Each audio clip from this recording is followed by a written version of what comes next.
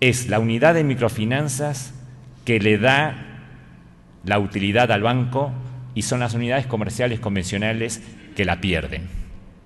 Y ahí vemos que, por ejemplo, en el 93 las unidades de microfinanzas generaban 66 millones de ingreso neto, de rentabilidad, que se vuelven 57 a nivel consolidado porque las unidades comerciales convencionales perdían 10.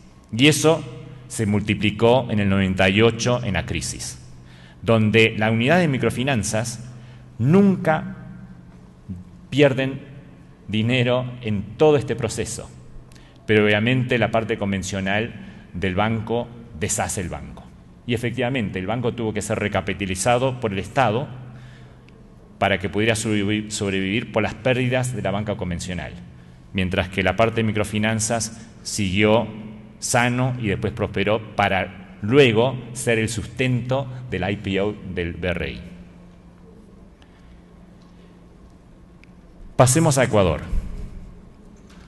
En marzo del 98, a raíz de profundas debilidades institucionales, un entorno muy difícil a nivel internacional, una crisis política, una rivalidad latente entre Quito y la costa, lleva a un crack bancario, donde en marzo el gobierno decreta una feria bancaria que durante varios días nadie puede retirar nada de los bancos, y donde las autoridades contratan auditores del exterior para poder tener la argumentación política de qué banco cerrar. 40% del sistema bancario del Ecuador se deshizo, 16 de 40 bancos, incluyendo al banco más grande del país, Banco del Pacífico. Y ahí la banca mostró una combinación de factores externos y un buen manejo interno, préstamos vinculados, toda una cantidad de cosas que hemos visto, desgraciadamente, más de una vez en América Latina. ¿Qué pasó con la banca de microfinanzas? Representada por el Banco Solidario del Ecuador. Banco Solidario tuvo dos crisis.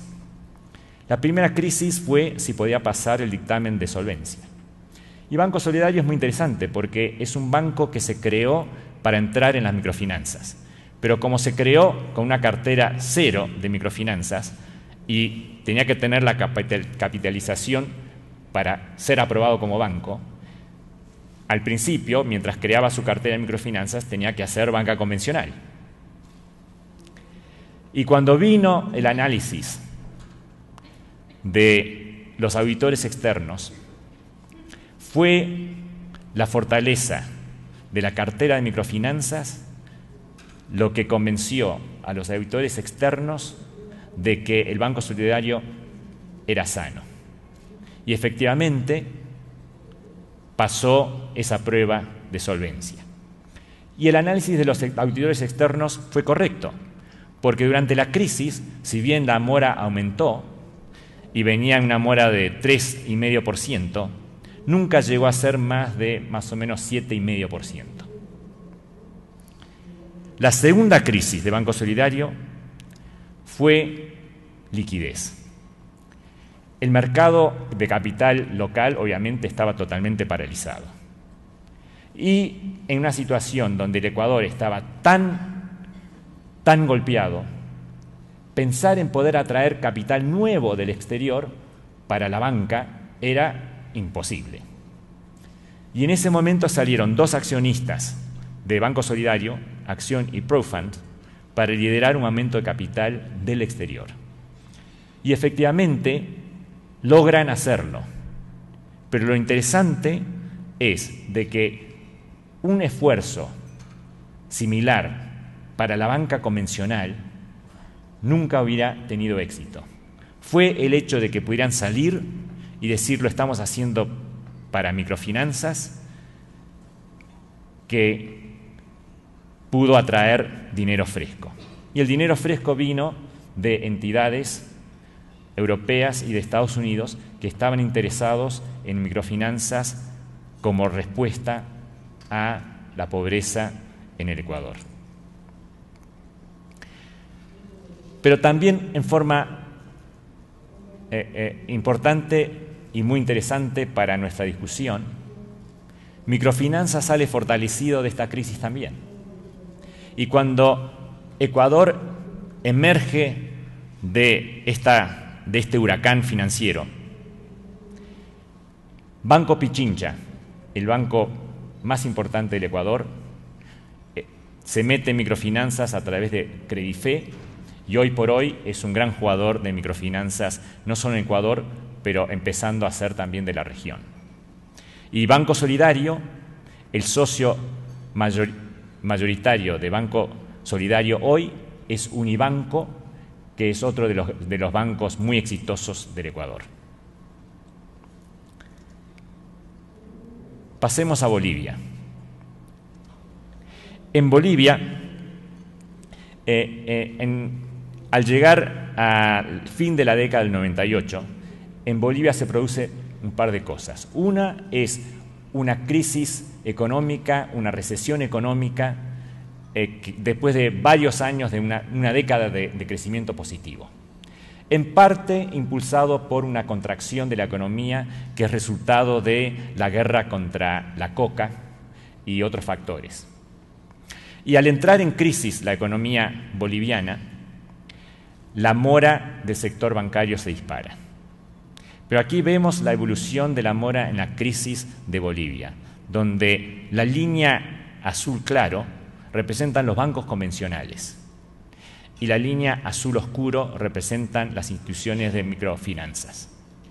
Y efectivamente, si bien se elevan el porcentaje de cartera vencida, los bancos siguen subiendo mientras se estabiliza en las microfinanzas. Y si miramos la evolución de la cartera en esta crisis, la línea azul oscuro son las instituciones de microfinanzas, el azul claro son las uniones de crédito y la gris son los bancos convencionales. Y a través de la crisis, mientras la banca convencional va perdiendo y achicándose, las instituciones de microfinanzas en Bolivia empiezan y mantienen su crecimiento a través de todo este periodo. Lo interesante de Bolivia es que este periodo también coincide con dos factores. Pero primero, algo con respecto a la rentabilidad y la productividad en el sector. Si miramos la rentabilidad sobre activos, si bien en el comienzo de la crisis se golpea tanto el sistema financiero total como los bancos y las instituciones de microfinanzas, vemos como al pasar el tiempo la rentabilidad vuelve. Pero si miramos los préstamos improductivos como un porcentaje del total de préstamos, el sector de microfinanzas en el diciembre de 2000 está menos golpeado que el sector financiero convencional, pero es un golpe, es decir, 8% versus 10%. Pero lo interesante es que al pasar el tiempo, la calidad de microfinanzas va aumentando rápidamente, mientras que el sector financiero convencional mejora, pero mucho menos. Y ahora a lo que les estaba diciendo con respecto a lo que estaba pasando en Bolivia. Porque en Bolivia había una crisis macroeconómica, pero también se estaba dando la inserción de una competencia intensa.